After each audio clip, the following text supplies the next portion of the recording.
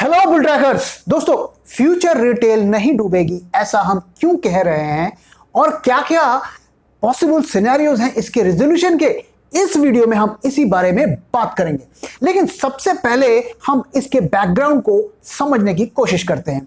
दोस्तों 2019 में अमेजॉन और फ्यूचर ग्रुप के बीच में एक डील होती है और अमेजॉन तैयार हो जाता है 1500 करोड़ रुपीस इस कंपनी में इन्वेस्ट करने के लिए। और डील ये होती है कि अमेजॉन 49% स्टेक खरीदेगा फ्यूचर कूपन्स में। और फ्यूचर कूपन्स जो है फ्यूचर ग्रुप की एक प्रमोटर कंपनी है जो कि फ्यूचर ग्रुप के अलग अलग कंपनीज में स्टेक रखती है।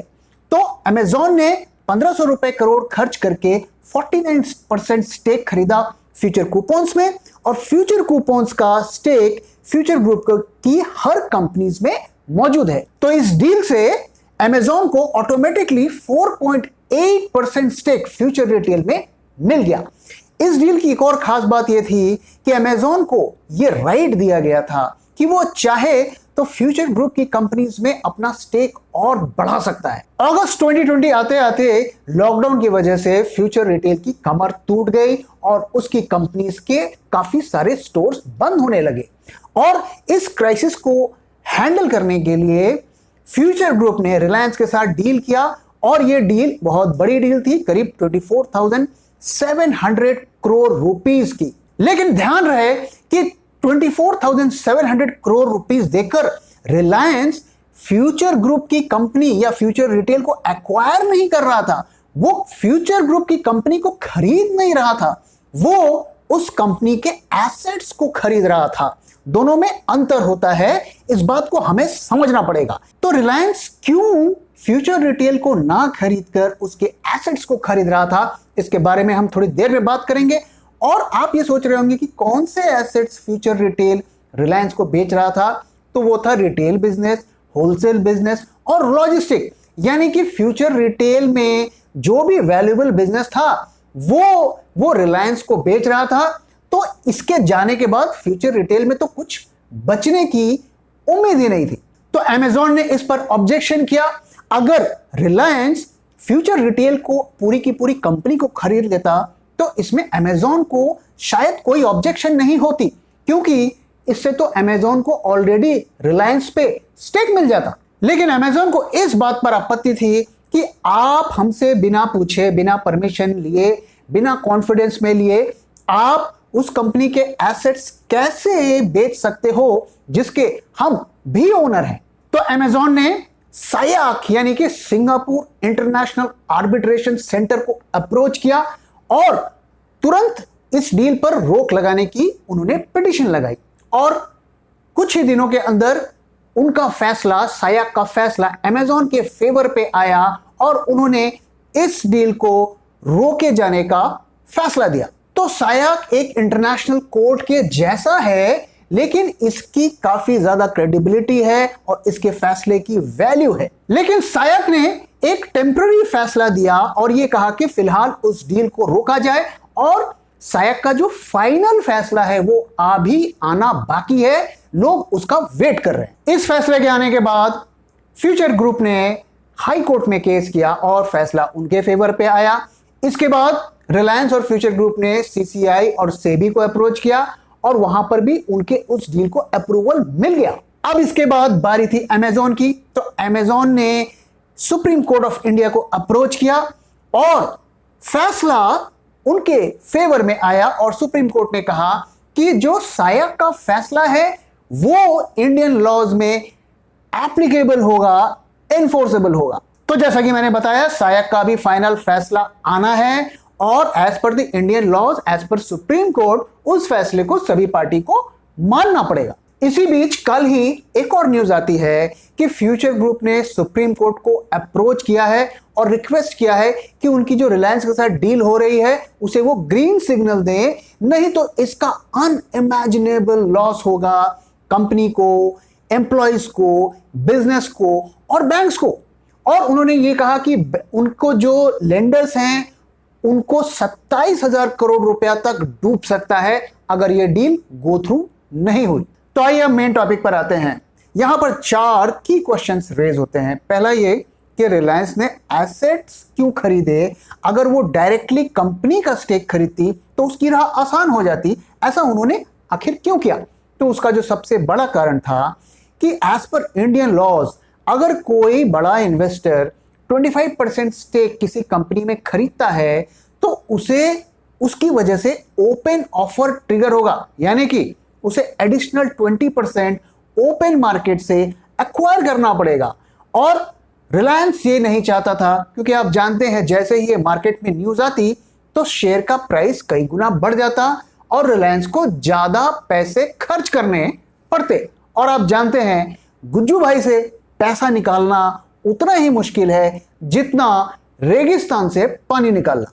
दूसरा कारण यह है कि अगर रिलायंस फ्यूचर ग्रुप या फ्यूचर रिटेल में स्टेक खरीदती तो अमेजॉन को डायरेक्ट शेयर होल्डिंग मिल जाती रिलायंस में, और रिलायंस कभी भी नहीं चाहता कि कोई उसका कॉम्पिटिटर उसका शेयर होल्डर बन जाए।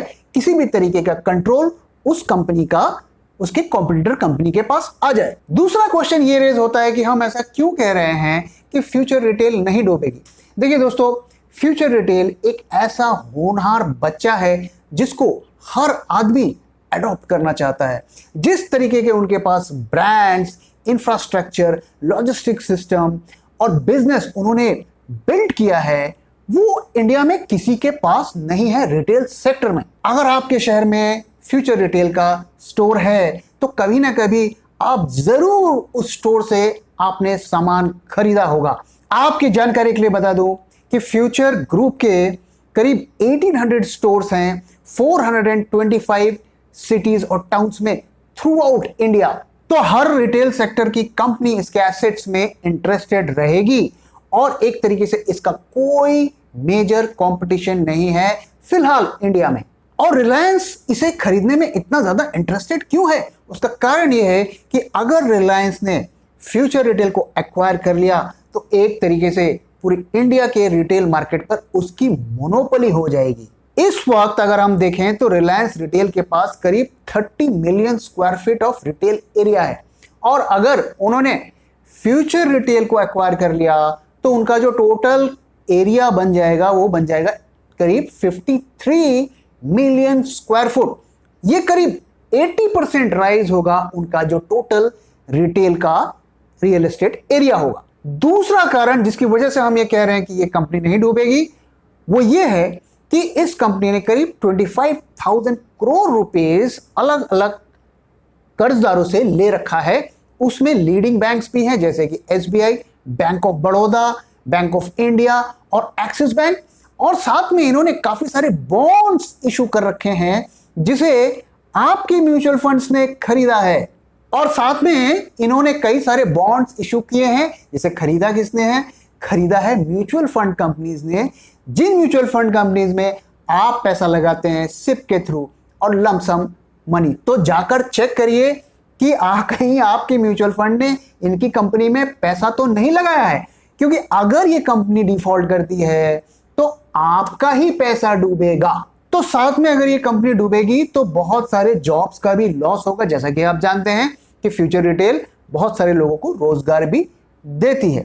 तो इस कंपनी में ड्रामा होगा, बहुत सारे अप्स एंड डाउन आएंगे, लेकिन इतने सारे लोगों का कंबाइंड इंटरेस्ट है इस कंपनी में, तो पूरी कोशिश की जाएगी कि इस कंपनी को किसी ना किसी तरीके से बचाया जाए। तीसरा जो क्वेश्चन रेज होता है कि आने वाले टाइम में इसका क्या रेजोल्यूशन के सिनेरियोज हो सकते हैं, क्या डेवलपमेंट हो सकता है। देखिए दोस्तों, सुप्रीम कोर्ट ने बोल दिया है कि सैक का फैसला इंडियन लॉज में एनफोर्सेबल होगा। तो अगर फैसला अमेजॉन के फेवर में आता है तो एक पॉसिबिलिटी ये है कि फ्यूचर ग्रुप दोबारा से सुप्रीम कोर्ट को अप्रोच करेगा और सैक के फैसले को चैलेंज करेगा, जिसकी वजह से और फर्दर रेजोल्यूशन में डिले हो सकता है, क्योंकि आप जानते हैं तारीख पे तारीख, तारीख पे तारीख, तारीख पे तारीख। तो अगर ऐसा हुआ तो ये एक नेगेटिव चीज होगी, क्योंकि लेंडर्स का जब पैसा डूबने लगेगा तो वो उसे पैसे को वसूल करने की कोशिश करेंगे, तरह तरह के वो लीगल केसेस फ्यूचर ग्रुप के ऊपर लाद सकते हैं, जिसकी वजह से फ्यूचर ग्रुप एक तरीके से बैंक्रप्सी के स्टेज तक पहुंच सकती है। लेकिन फ्यूचर ग्रुप पैसे देगा कहां? उसके पास तो पैसे ही नहीं है और एसेट्स वो बेच नहीं सकता, तो पैसे वो देगा कहां? तो ये एक तरीके की ऐसी सिचुएशन है कि अगर उनके लेंडर्स लीगल केस भी लगाते हैं तो उनके ही खर्चे ज्यादा बढ़ेंगे और वो वसूल कुछ नहीं कर पाएंगे, उनको मिलेगा। दूसरी पॉसिबिलिटी ये है कि सायाक जो है एक तरीके का बीच का फैसला दे, यानी कि वो कुछ ऐसा फैसला दे कि आप कुछ एसेट्स तो रिलायंस को बेच सकते हैं लेकिन बाकी का जैसा था वैसा चलता रहेगा। इस केस में भी ये एक पॉजिटिव डेवलपमेंट होगी और फ्यूचर ग्रुप दोबारा से बैक टू बिजनेस आ सकता है। और जो बेस्ट सिनेरियो ये है कि अमेज़न इसको बेल आउट करता है और आपने देखा कि पिछले दिनों एक रिपोर्ट भी मिंट ने पब्लिश की कि इसकी पॉसिबिलिटी है और अमेज़न इस पे काम कर रहा है। हालांकि ये रिपोर्ट बेस्ड ऑन सोर्सेस थी तो इसमें कंफर्म्ड तरीके से कुछ भी नहीं कहा जा सकता। ये एक रूमर स्प्रेड का भी मामला हो सकता है इन्वेस्टर्स को मिसलीड करने के लिए, लेकिन इस बात को नहीं नकारा जा सकता कि अमेज़न को इस कंपनी में बहुत ज्यादा इंटरेस्ट है और तभी उन्होंने एक स्ट्रैटेजिक इन्वेस्टमेंट किया फ्यूचर ग्रुप में। और देखिए, as per the FDI laws Amazon अपने स्टोर्स इंडिया में नहीं खोल सकता, तो उसे एक इंडियन पार्टनर की जरूरत है और बड़े पार्टनर की जरूरत है, क्योंकि जिस स्केल पर अमेज़न ऑपरेट करता है उसको कोई छोटा मोटा प्लेयर सर्व नहीं कर सकता। अब जो चौथा क्वेश्चन आता है कि क्या हमें इस स्टॉक में इन्वेस्ट करना चाहिए।